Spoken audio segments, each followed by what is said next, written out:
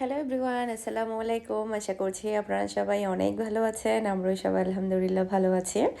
আরও একটি blog video দেখার জন্য আপনাদের সবাইকে ওয়েলকাম জানাচ্ছি। তো এটা হচ্ছে দুপুরের দিক দিয়ে আমি আর ফাহিম বের হয়েছে আমার অনেকগুলো কাজ নিয়ে। আজকে প্রায় অনেক কাজ নিয়ে আমি আর ফাহিম একসাথে বের হলাম।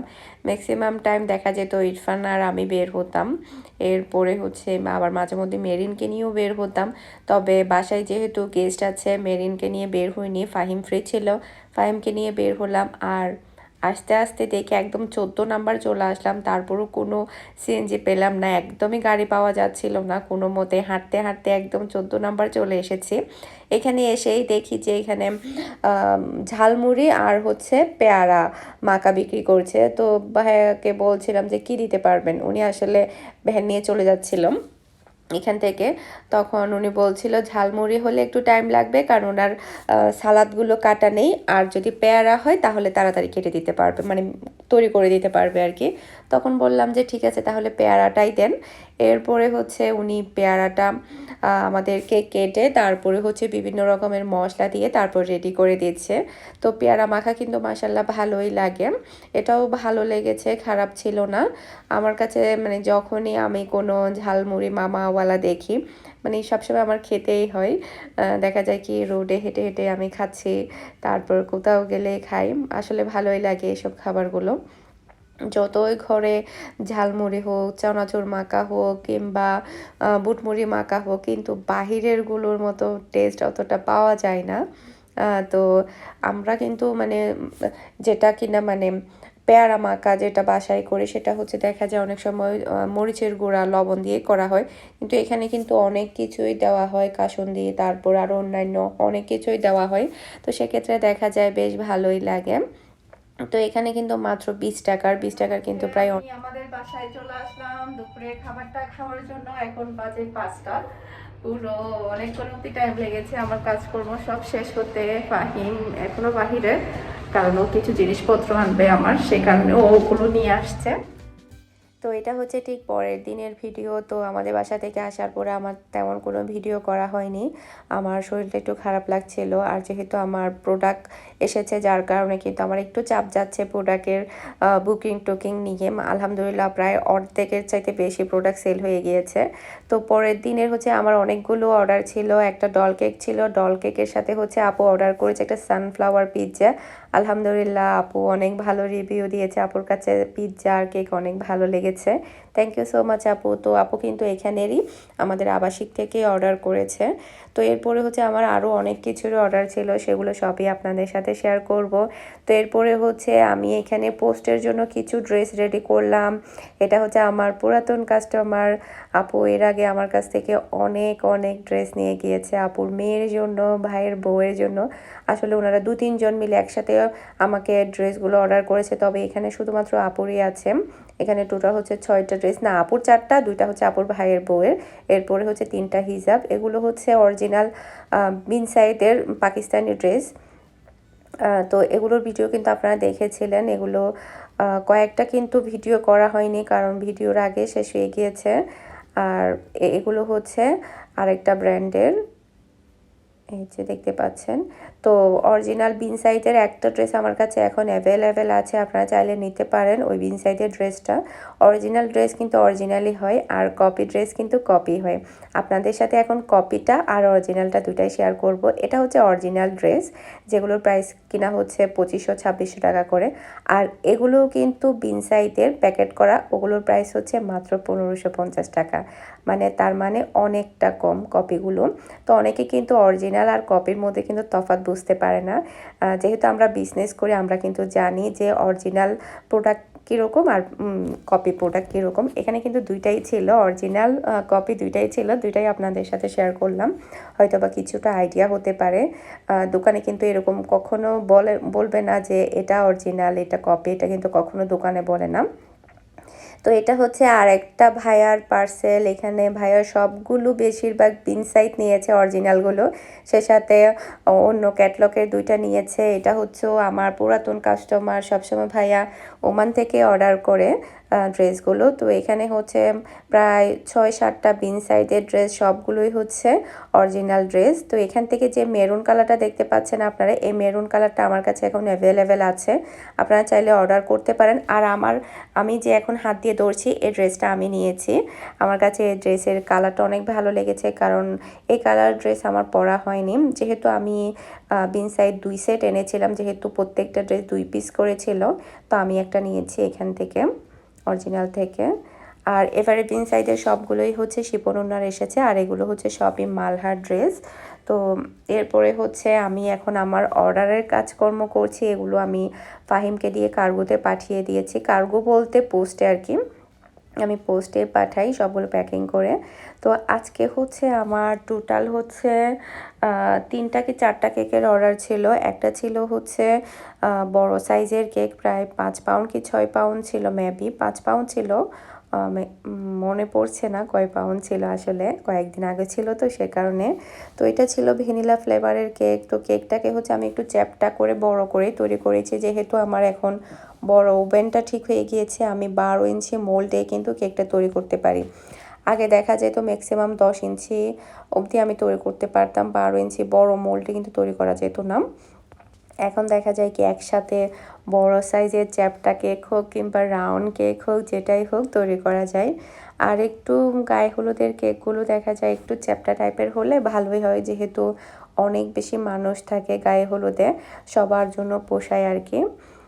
তো এটা আমি পুরোটা কেকটা একসাথে বেক করে একসাথে কেটে তারপরে এখন তৈরি করে নিচ্ছি। ফার্স্টে হচ্ছে আমি হোয়াইট কালার ক্রিম দিয়ে কভার করে নিয়েছি, এরপরে এটাকে আমি ঠান্ডা করে নিব। তারপরে হচ্ছে আমি ইয়েলো কালারের ক্রিম দিয়ে পুরো কেকটাকে আমি ফিনিশিং করে নেব। আর এটা ছিল সম্পূর্ণ নতুন একটা ডিজাইন, এর আগে ডিজাইনটা করা হয়নি। ডিজাইনটা কিন্তু আপুই দিয়েছে, যিনি অর্ডার করেছে উনিই দিয়েছে। তো ওনার ডিজাইন অনুযায়ী আমি করেছি। এরপরে হচ্ছে আমার আর ডিজাইনের একটা কেকের অর্ডার ছিল, অক্করলা কেক, কিন্তু আমি এর আগেও করেছিলাম, আপনারা দেখেছেন। তো আর এর মাঝখানে যেটা মানে থাকে, রাউন্ড থাকে, ওটা আমার নেওয়া হয়নি। পরবর্তীতে আমি আবার গোল করে গোল দিয়ে কাটার দিয়ে ওটা আবার গোল করিয়া করে দিয়েছি। ফার্স্টে কিন্তু আমার একদম মনেই ছিল না, আর যে মাঝখানে ছিদ্র করা হয়নি। তো যেটাই হোক, এরপরে হচ্ছে আমার 3টা জার কেকের অর্ডার ছিল, জার কেকগুলো রেডি করলাম। তো জার কেক খেতে কিন্তু বেশ মজাই লাগে, বিশেষ করে বাচ্চারা কিন্তু জার কেক অনেক বেশি পছন্দ করে।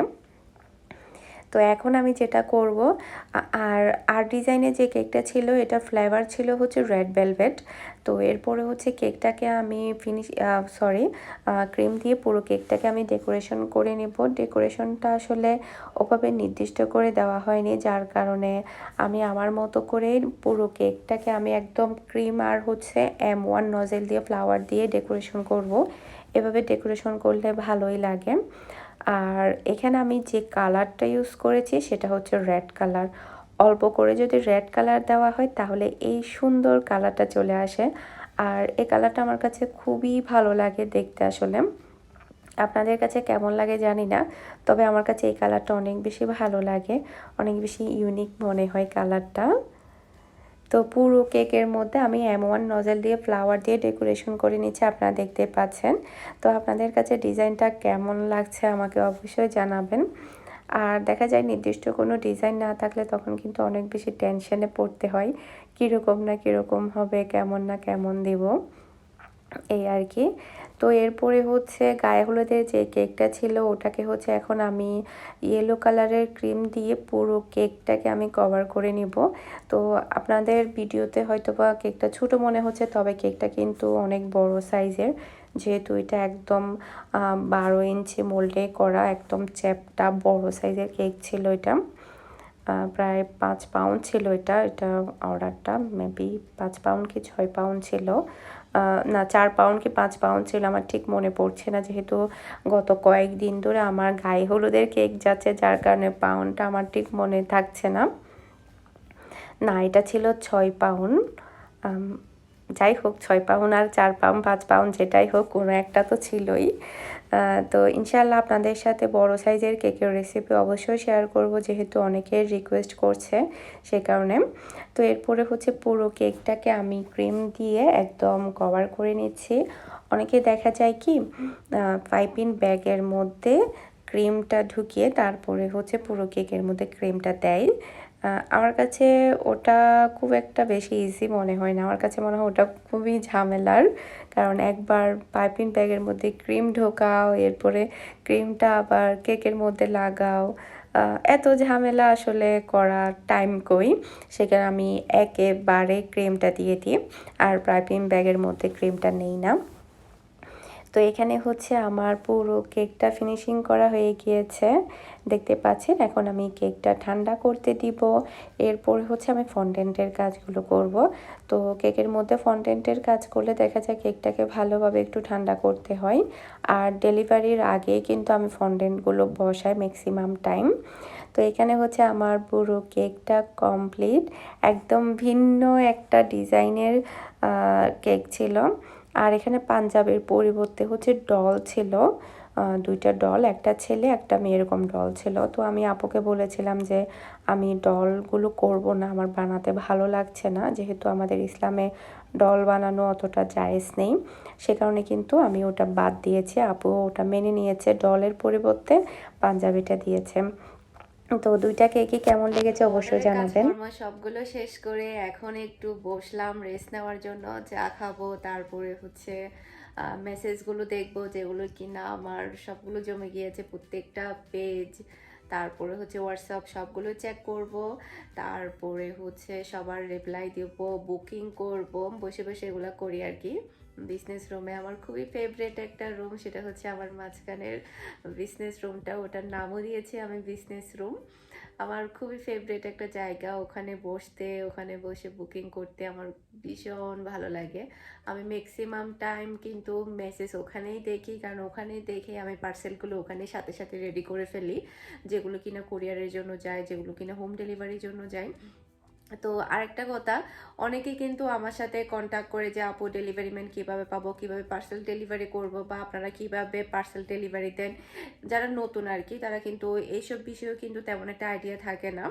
আমারও কিন্তু যখন নতুন ছিলাম তখন তেমন কোনো আইডিয়া ছিল না, যেহেতু আমার ওমানে থাকতে সবগুলো ডেলিভারি আমাকে মিহির বাবাই করে দিত গাড়িতে করে, ওমানে থাকতে আর কি। যেহেতু বাংলাদেশের মতো অত সুবিধা ওমানে থাকতো না।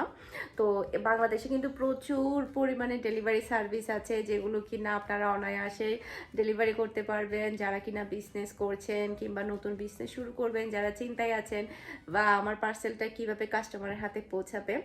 অনেক অনেক ভালো ভালো মানের পেজ আছে, সেরকম একটা পেজের নাম আমি আপনাদের সাথে শেয়ার করব, সেটা হচ্ছে SRS এক্সপ্রেস। ভাইয়েরা কিন্তু অনেক বেশি ভালো, ওনারা প্রায় অনেকজন মিলিয়ে কিন্তু টিম হিসাবে কাজ করে। আমার অনেকগুলো কেকও ডেলিভারি করেছে, সে সাথে আবার অনেকগুলো পার্সেলও ডেলিভারি করেছে। আবার সেই সাথে কিন্তু আমার অনেক কাস্টমাররা কিন্তু ভাইয়াদেরকে দিয়ে কিন্তু আমার কাছে পার্সেল পাঠিয়েছে। যেমন ধরুন কিছুদিন আগে যে আমার জন্য যে বেকিংয়ের জিনিস পাঠিয়েছিল, বক্স পাঠিয়েছিল, তো ওনাদেরকে দিয়ে কিন্তু পাঠিয়েছিল। আলহামদুলিল্লাহ ওনারা কিন্তু খুবই সেফটিভাবে কেকগুলো ডেলিভারি করে। আমি যতগুলো কেক ডেলিভারি ওনাদেরকে দিয়ে করিয়েছিলাম ওগুলো সবই দূরে দূরের লোকেশন ছিল, তো সবগুলো আলহামদুলিল্লাহ ভালোভাবে করেছে। তো ওনাদের কন্ট্যাক্ট নাম্বার আমার এই ভিডিওর উপরে দিয়ে দিব, সেই সাথে পেজেও দিয়ে দিব, ডেসক্রিপশন বক্সে আপনারা চাইলে কন্ট্যাক্ট করতে পারবেন। যারা কিনা ডেলিভারি ম্যান খুঁজছেন ভালো মানের, কেক ডেলিভারির জন্য, পার্সেল ডেলিভারির জন্য, যে কোনো কিছু ডেলিভারি করতে পারবেন ইনশাআল্লাহ। তো এখন কিন্তু অনেকটা লেট হয়ে যাচ্ছে আমার, যেহেতু অন্যান্য কাজও আছে। ভিডিওটা আমি এখানেই শেষ করে দেব। সবাই আমার জন্য দোয়া করবেন, ভালো থাকবেন, সুস্থ থাকবেন। আর যদি কোনো প্রকারের যদি ডেলিভারি সার্ভিসের প্রয়োজন হয় তাহলে SRS এক্সপ্রেসের সাথে অবশ্যই যোগাযোগ করবেন। আর ভাইয়াদের কিন্তু পেজ আছে, আপনারা চাইলে পেজও কন্ট্যাক্ট করতে পারেন, চাইলে হোয়াটসঅ্যাপেও কন্ট্যাক্ট করতে পারেন, যেভাবে আপনাদের সুবিধা, শুধুমাত্র চট্টগ্রাম সিটির জন্য। তো অনেকে দেখা যায় কি আমার ভিডিও দেখে কিন্তু জানে না যে আমি চট্টগ্রামে থাকি, সেই কারণে চট্টগ্রাম সিটিটা একটু উল্লেখ করে দিলাম।